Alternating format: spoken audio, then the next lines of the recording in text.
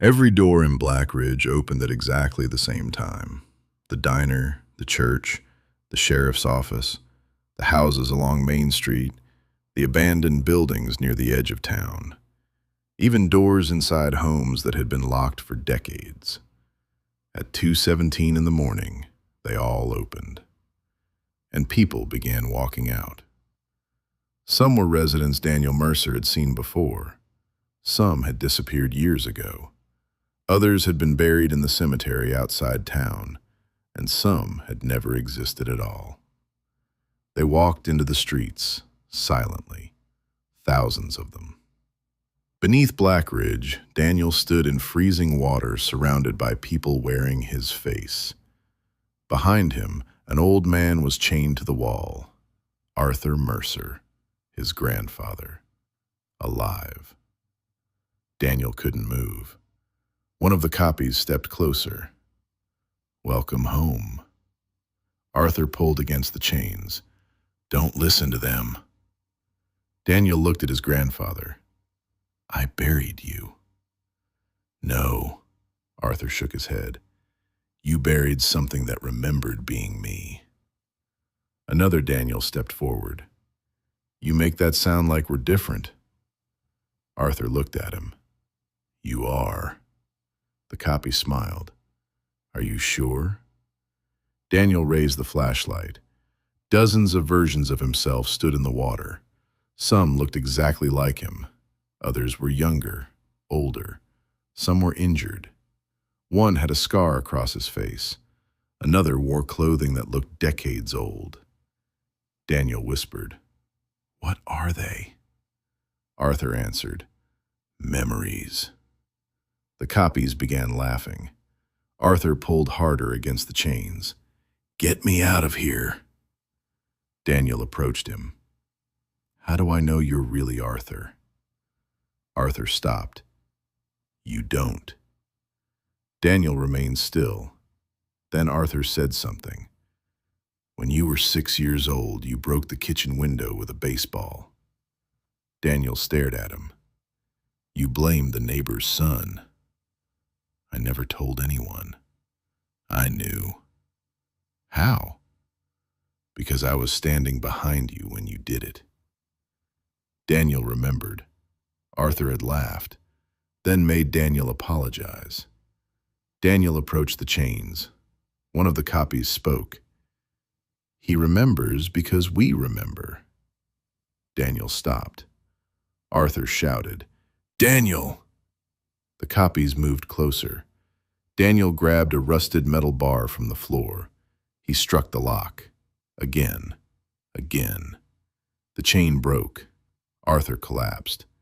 Daniel helped him stand. "We need to find Vale and Evelyn." Arthur looked at him. "Thomas is alive?" He was. Arthur looked toward the ceiling. "Then we still have time." "For what?" "To kill the town." Daniel stared at him. Arthur began moving through the water. Daniel followed. The copies didn't stop them. They only watched.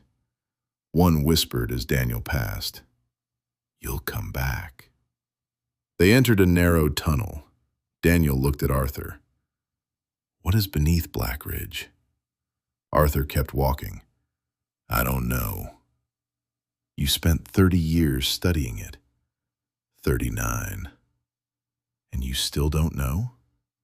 Arthur stopped. "I know what it does." "Then tell me." Arthur turned. "It remembers." Evelyn said that. "She only knows part of it." Arthur continued. "The miners didn't discover a creature. They discovered a place." Daniel frowned. "A place?" "A chamber beneath the earth. Older than the mine. Older than Blackridge. Maybe older than people." Daniel followed him. "What was inside?" "Nothing." Daniel stared. "Nothing?" The chamber was empty. "Then how did people come back?" Arthur looked at him, because the chamber wasn't empty after the miners entered. Daniel felt cold.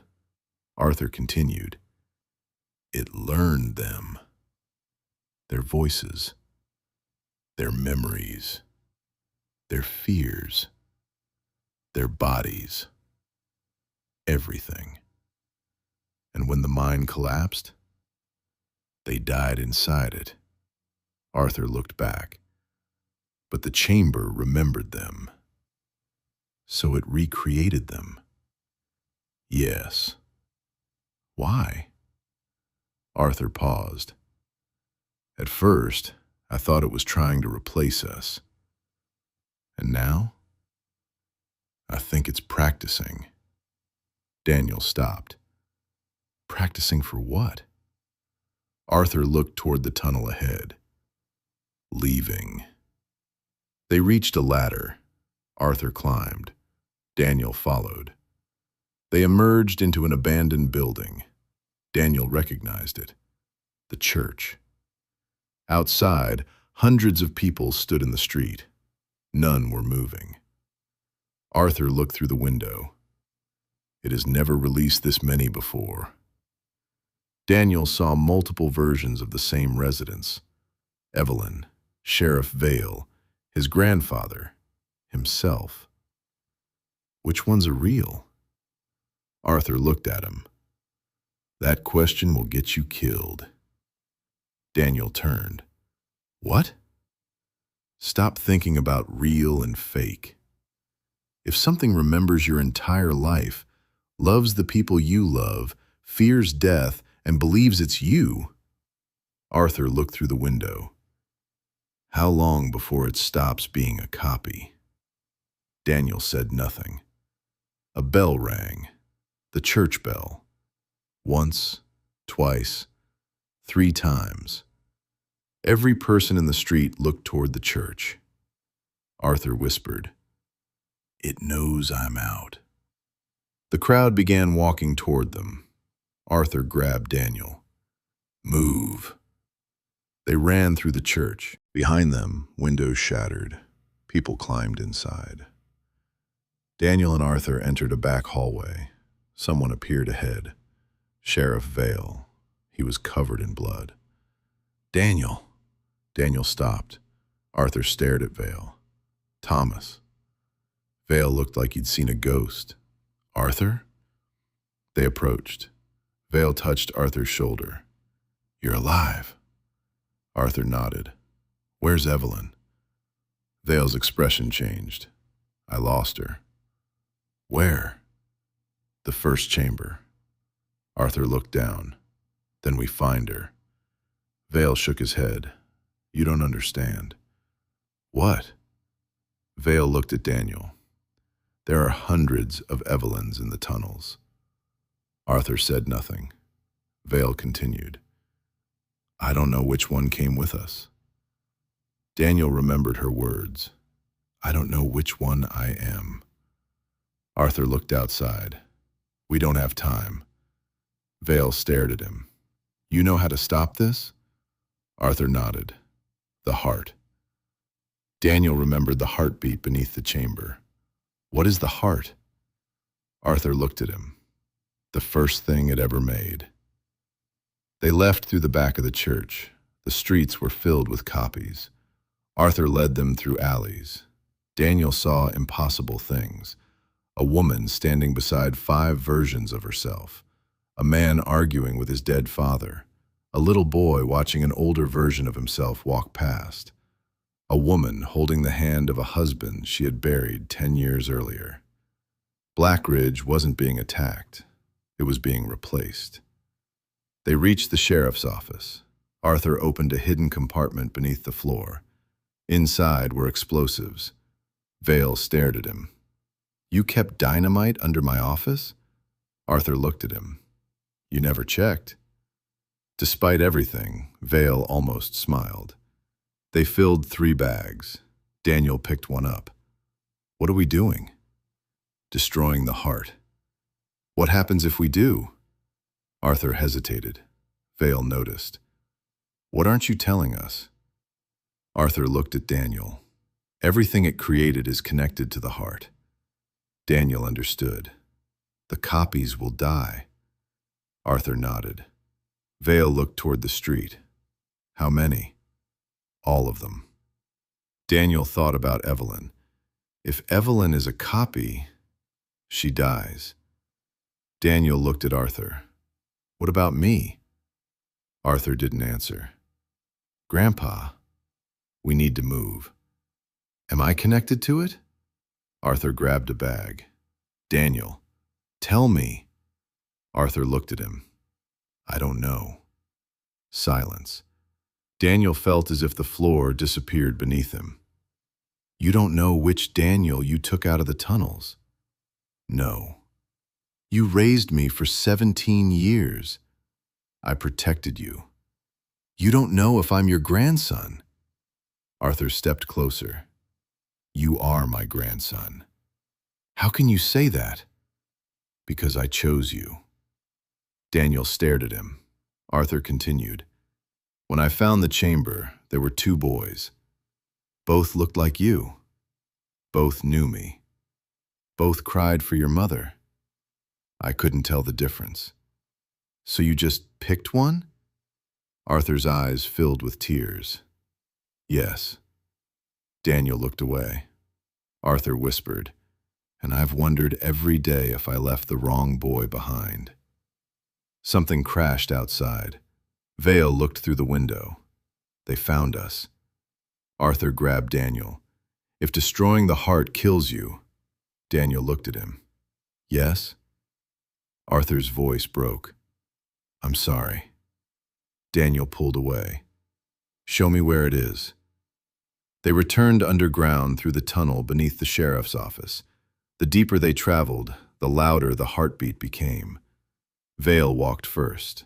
Arthur followed. Daniel carried the explosives. They reached a fork. Someone stood ahead. Evelyn. Daniel. He raised the flashlight. She was injured. Blood covered her face. Vale approached. Evelyn? She smiled weakly. You left me. Vale lowered his weapon. I'm sorry. Arthur stepped forward. How did you get out? Evelyn looked at him. Arthur? She began crying. You're alive. Arthur didn't move. Answer me. Evelyn looked confused. What? How did you escape the first chamber? I followed Vale. Vale shook his head. No. Evelyn stared at him. What? You weren't behind me.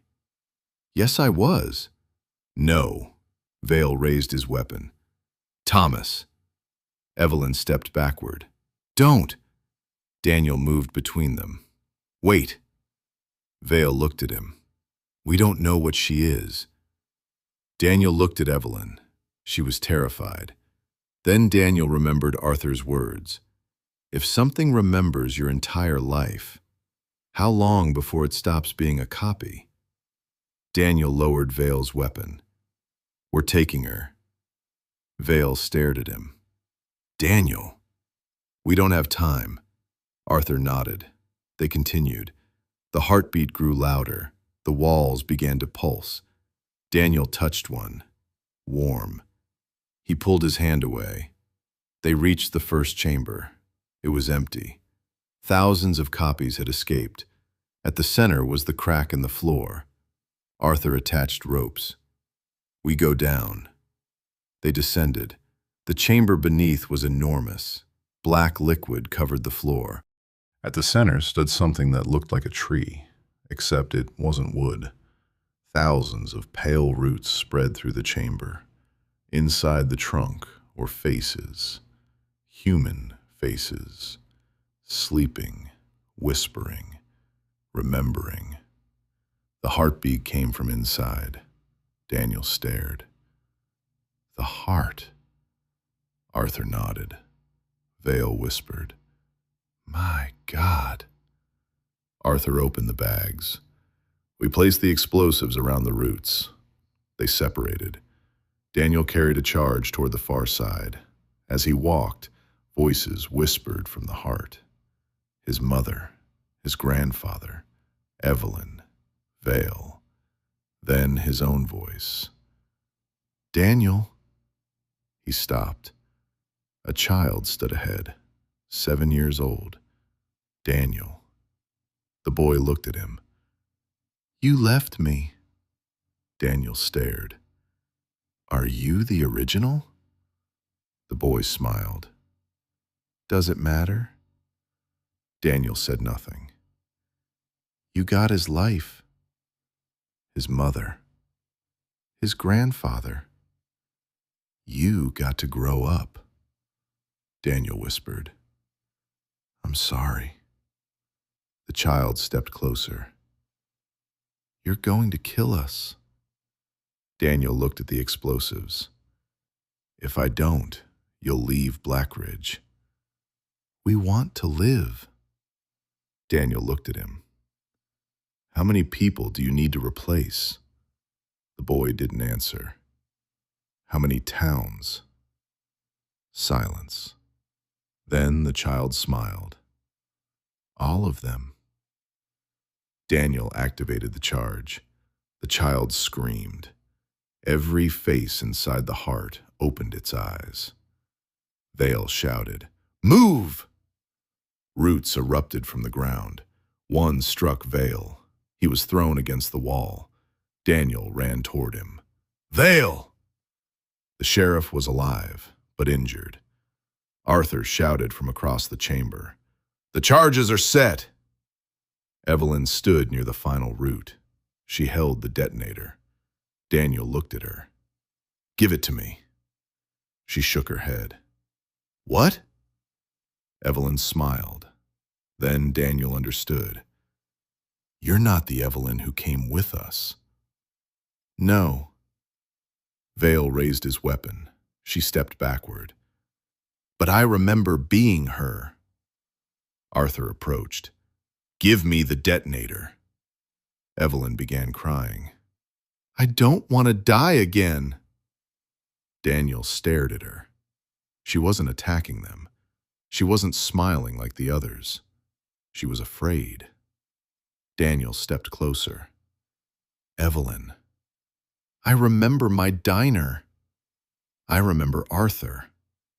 I remember every morning I opened the doors. I remember being afraid of the tunnels. Tears ran down her face. If I remember her life, why isn't it mine? Daniel couldn't answer. The heart beat. Copies entered the chamber. Hundreds. They surrounded them. Arthur whispered, Daniel. Daniel looked at the detonator, then at Evelyn. I'm sorry. Evelyn closed her eyes. Daniel took it. The copies rushed forward. Run! They climbed. Vale could barely move. Daniel helped him. Arthur followed. Behind them, thousands of voices screamed. They reached the upper tunnels. Daniel looked at the detonator. How far? Arthur shouted. Not far enough. The copies were coming. Vale collapsed. I can't. Daniel grabbed him. Yes, you can. Vale pushed him away. Go! I'm not leaving you. Vale looked at Arthur. Get him out. Daniel shook his head. Vale. The sheriff smiled. You asked me how you knew I was really me. Daniel remembered. Vale continued. I've been asking myself that question for 39 years. Daniel stared. What? Vale opened his shirt. Across his chest was a mining identification number. Daniel looked at Arthur. Arthur closed his eyes. Vale smiled. I died in the collapse. Daniel couldn't speak. You knew? Arthur nodded. Vale looked at Daniel. I remembered being Thomas Vale. So I kept living his life. He raised his weapon toward the approaching copies. Maybe that was enough. Daniel grabbed him. "Come with us." Vale shook his head. "If the heart dies, so do I." The copies approached. Vale turned. "Go!" Daniel and Arthur ran. Gunshots echoed behind them, then stopped. They reached the staircase beneath Arthur's house. Daniel looked at the detonator. "Now?" Arthur shook his head. "Outside." They climbed. The narrow door opened. They entered the house. Copies filled the first floor. Daniel and Arthur ran upstairs, onto the roof. The forest was filled with people, thousands leaving Blackridge, walking toward the roads. Arthur looked at Daniel. "If they cross the town boundary, we lose." Daniel held the detonator. "What happens to me?" Arthur looked at him. "I don't know." Daniel thought about his mother, his life, every memory. Then he pressed the button. Nothing happened. Daniel stared. "No!" He pressed again. Nothing. Arthur looked toward the town. The signal can't reach. Daniel understood. Someone has to go back. "No." "Grandpa." "I'll do it. You spent 17 years keeping me alive." Arthur looked at him. "Exactly." Daniel handed him the detonator, then closed Arthur's fingers around it. "Finish it." Daniel ran. Arthur shouted after him. Daniel entered the house, down the stairs, through the narrow door, into the tunnels. Copies followed. Daniel reached the first chamber. The heart was still beating. He found the explosives, manual trigger, 30 seconds. Daniel activated it. The countdown began. The copies stopped. Thousands of them stared at him. The child Daniel stepped forward. "You're killing yourself." "Maybe." "You don't know what you are." Daniel looked at him. "No." The child smiled. "Doesn't that scare you?"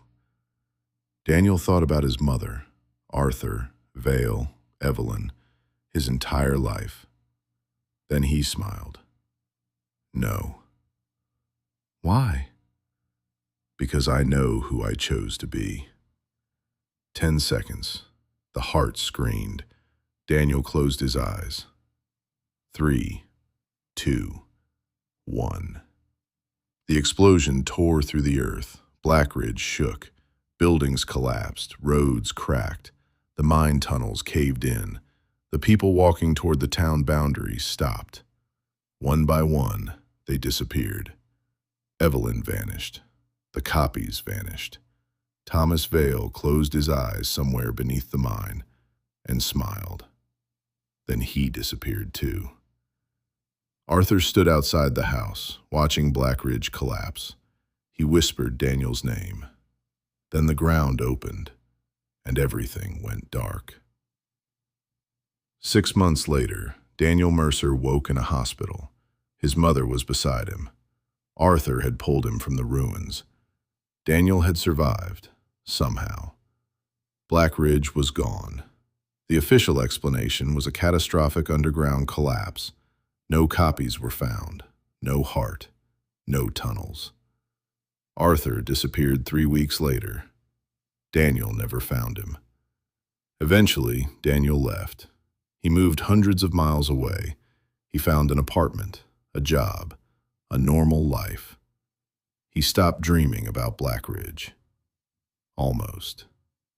One night, Daniel woke suddenly. His room was dark. He checked the clock. 2:16 a.m. Daniel sat up. The minute changed. 2:17. 3 knocks came from his front door. Daniel stared. No. 3 more knocks.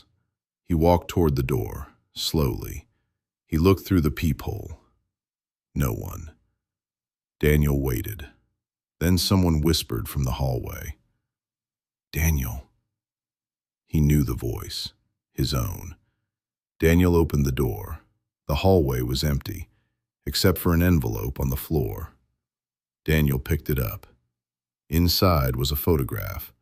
It showed another town, another forest, another old house. Hundreds of people stood in the street. Every person had the same face. On the back were 5 words. Blackridge was not the first. Daniel heard a noise behind him. He turned. A man was standing inside his apartment. Arthur Mercer, his grandfather. Daniel stared. "Grandpa?" Arthur smiled. "You destroyed the heart." Daniel stepped closer. "I thought you were gone." Arthur shook his head. "No." He looked at the photograph. "You destroyed one of them." Daniel felt cold. "One?" Arthur walked toward the window. Far below, people moved through the city streets. "How many are there?" Arthur stared into the darkness. "I don't know." Daniel looked at the photograph again. "Then where do we start?" Arthur pointed to the town in the picture. "We find out why they all remember you." Daniel looked closer. Every person in the photograph was staring toward the camera. Then Daniel noticed the date written in the corner. Tomorrow. His phone rang. Unknown number. Daniel answered. For several seconds, no one spoke. Then thousands of voices whispered at once. "Come back." The call disconnected. Daniel looked toward Arthur, but Arthur was gone. The apartment door was open. Wet footprints led into the hallway. Daniel followed them. They ended at the elevator. The doors opened. Inside stood Sheriff Vale, alive. Daniel couldn't move. Vale looked at him, then smiled. "You didn't think Blackridge was the only town, did you?"